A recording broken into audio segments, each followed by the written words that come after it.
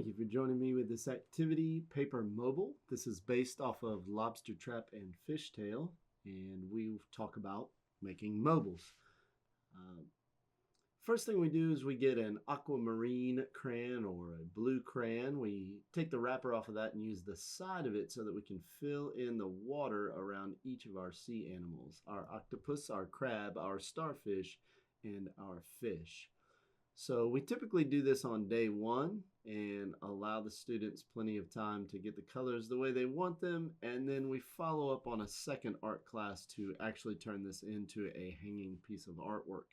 So I find that by breaking it up into 2 different days, it helps the students to focus a little bit better on each individual part and not get too overwhelmed or rushed with the work that needs to be done. I also encourage the students to use the side of a crayon if they need to fill in large spaces with an even color instead of scribble coloring, which is kind of the default way that most students in kindergarten like to color.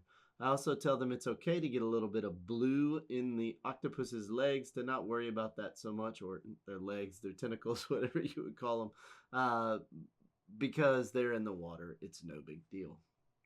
But after we get done doing the water for all of these, then we come back and put in the color.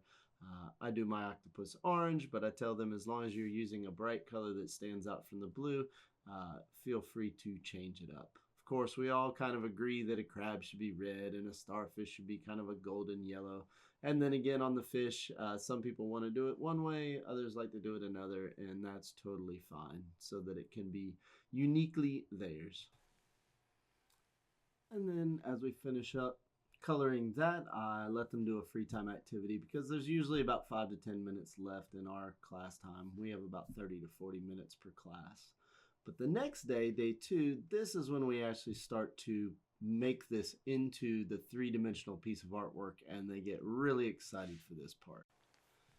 So the first thing we do is pass out the glue sticks and a blue piece of construction paper, and we have them cover the whole back of their coloring sheet with glue and then paste it down on the construction paper.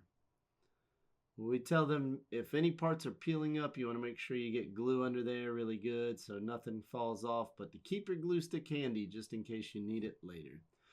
And then we pass out scissors and we tell them cut around the rectangle that is outside of each animal. And yes, you're going to cut your name off of your artwork. That's always a big question. So in the end, you should have 4 rectangles, a really big one with an octopus, and then one with a crab, one with a starfish, and one with a fish. If you accomplish that, you are ready for the next step. Then it gets a lot of fun because we pass out the hole punchers. And if you notice on the octopus, there are 3 little plus signs.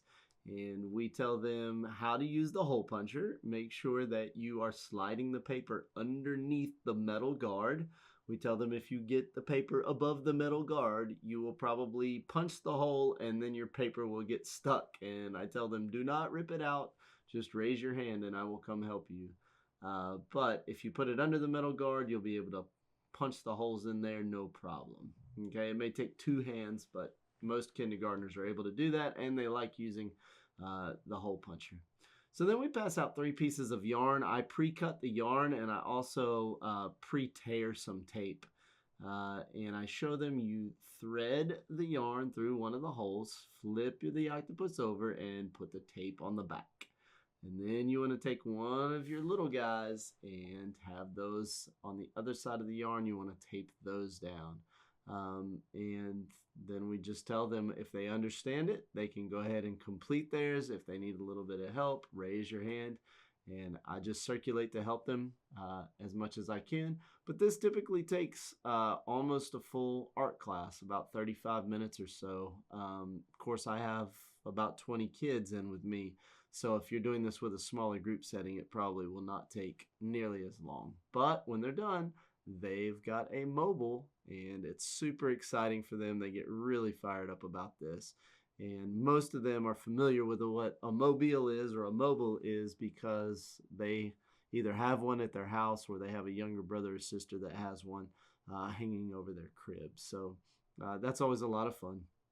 If you know of any teachers or homeschool groups that could use an art activity like this, please be sure to share that with them. Also, don't be afraid to give it a thumbs up, and as always, have a great day.